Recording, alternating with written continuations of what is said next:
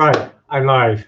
So this is the first time I've been live on YouTube, and what I'm doing today is I'm just getting up here and I'm going to talk for a little bit. I'm going to really start exploring what it is.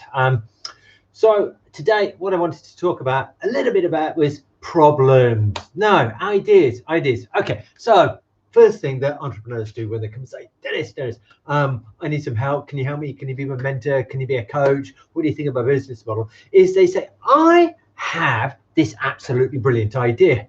And I go, oh, fuck's sake, you can't be serious.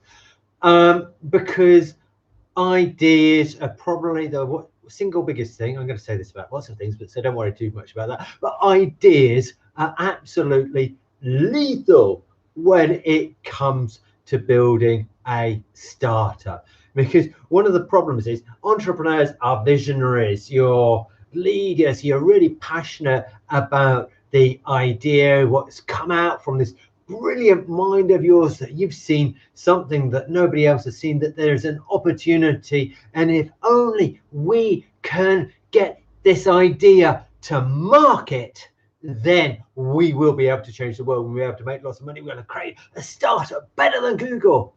But the thing is, that's not the case. Nobody ever bought a fucking idea. Nobody ever invests in an idea. If they invest in something daft, they invest in you, they invest in the team, they invest in the founder of the. But what they do not do is they do not invest in ideas. So why are ideas bad? Because, well, the first reason is ideas have just come out of your head. A lot of the time they're neither viable, they're neither feasible, they're not even desirable by the people that you're intending to save. So today, for example, I was on the chatting with an entrepreneur, and I said, what do you do? He says, right, we've got this idea, we're building a platform to solve. So I said, what's the problem? And he said, well, students have to use this LMS and then this LMS, etc., etc. And I said, right, have students got any money? He says, no. So I said, what's the problem that the university's got? Because unless the university thinks it's got a problem, there is absolutely no fucking point. I'm sorry, I do swear a lot. There is no fucking point about spending any time or effort on the idea, because you will not sell it to the university. And this is the first law of startups. You start with a problem that somebody with money has got, and you figure out how to solve that problem. So next step is to say, okay, let's kick the idea out into touch. And oops, I'm unstable. I'm waiting. Okay, I'm back. My connection's back again.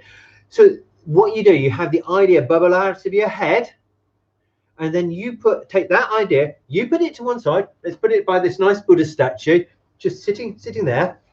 And then you say, right, okay, if that idea is going to be true, somebody is going to have a problem out there. And that problem is going to be so painful that they are going to be prepared to spend money solving it. And they are going to have enough money so that it is worthwhile me spending 3 months, 6 months, a year, 5 years, 10 years of my life slaving like a bastard to get it solved.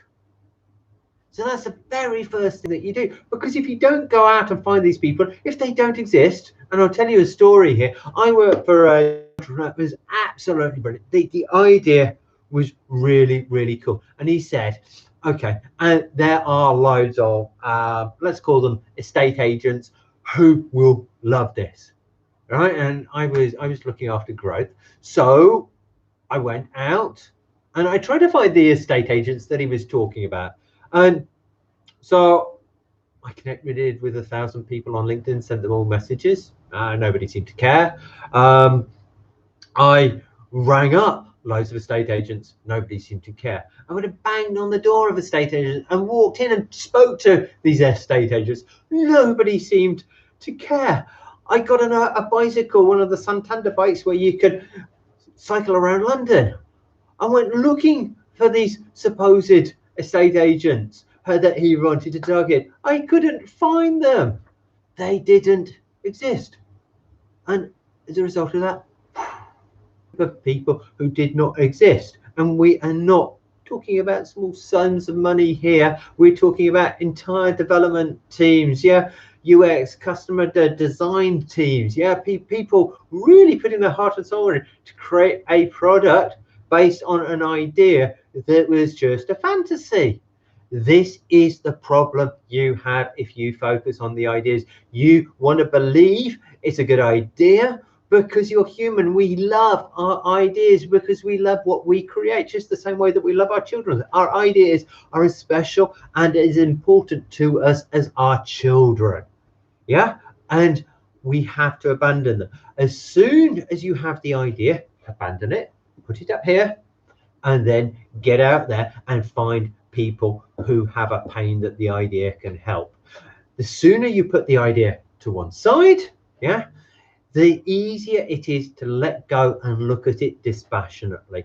The longer you hold on to the idea, the more you ride it down in flames. This is something I have seen so many times. And it's a classic example of millennial cults.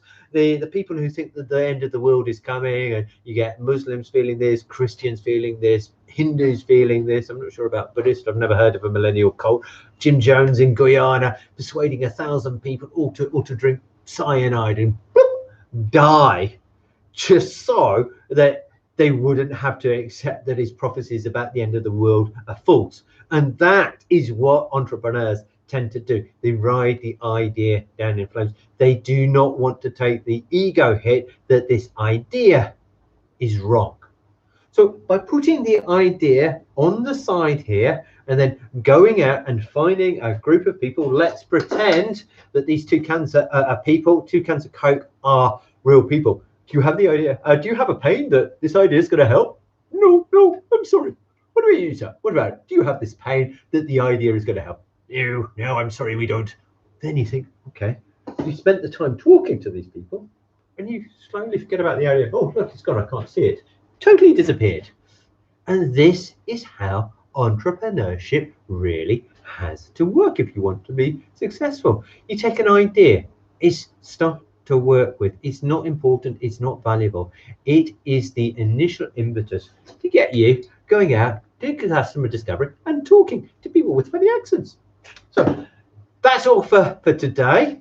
If you don't know anything about me, my name is Denis Oakley. I'm an English guy. I've got a passion for the history of ideas and economic history. I also do loads of stuff with startups, small businesses and corporations looking to create really, really innovative business models. So you can check out my site, denis-oakley.com, jump on a call and ask me about what I do. But fundamentally, it's pretty fucking simple. Most startups have this idea, I'm not going to say idea, have a problem that they want to solve, and they produce a product or a service that is going to go out and do that.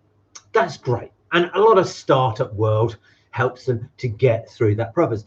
The problem is that around the product or the innovation that they're creating, you have a whole load of business model, the holistic system. And a lot of the time, entrepreneurs get out there and they say, I got to do the Uber for this. Tell you what, we are going to do the Airbnb for coconut plantations. And because we're using the Airbnb business model, it's going to be brilliant. Well, no, it's not actually. I was lying there. I was being a little bit sarcastic. So don't worry.